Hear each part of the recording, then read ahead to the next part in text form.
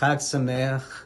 Tonight is our night of deliverance, of moving from dark to light, degradation to praise, slavery to freedom in 15 stages, 15 steps to suggest that it is not easy.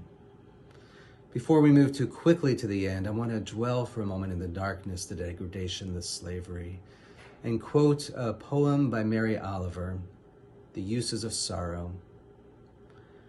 Someone I loved once gave me a box of darkness. It took me years to understand that this too was a gift. I want to repeat. Someone I loved once gave me a box of darkness. It took me years to understand that this too was a gift. How can darkness be a gift? Or to put this rabbinically, and this is very rabbinically, did redemption happen in the evening or in the daytime? Did redemption, the leaving of Egypt, the time where we actually were redeemed in this whole story, was that a nighttime thing or a daytime thing? And of course, there was a debate. So in the book of Exodus, it seems pretty clear, the angel of death, girding one's loins and clothes, all that seems to be at nighttime. And the book of Deuteronomy agrees. It says, in the spring, Adonai, your God, took you out of Egypt at night. But in the book of Numbers, it says it was during the day. On the 15th of the first month, on the day after the offering of the Paschal Lamb, the children of Israel went out with a high hand before the Egyptians. So was it the daytime or was it the nighttime? The text seem to disagree, and of course the rabbis reconcile it. They say it began in the evening and it ended in the day. But I want to just think for a moment, it began in the evening. This was important for the rabbis to hold on to. It began in the evening. Why is it important to say that redemption begins in darkness in the evening? Think about night for a moment. Think about how it feels. Loneliness, all kinds of sounds that resonate and make our heart skip a beat. The long hours of uncertainties. Think about how hard it is to hold on to hope, redemption in darkness. And now think about the Israelites. They left Egypt and now they're coming to the Red Sea, and the text describes this moment incredibly powerfully. The night before the splitting of the Red Sea, it is nighttime again, completely dark.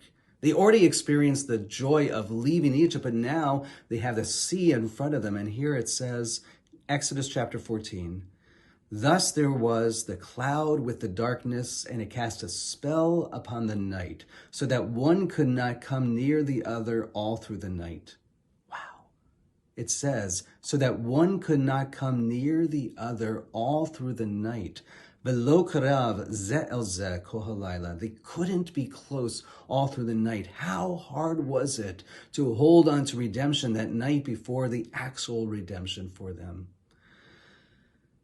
I learned this text in this juxtaposition from Rabbi Avi Strasberg, who teaches at Hadar in New York and DC, and actually was at Temple of Aaron here in town just a couple years ago. And she adds this wonderful question.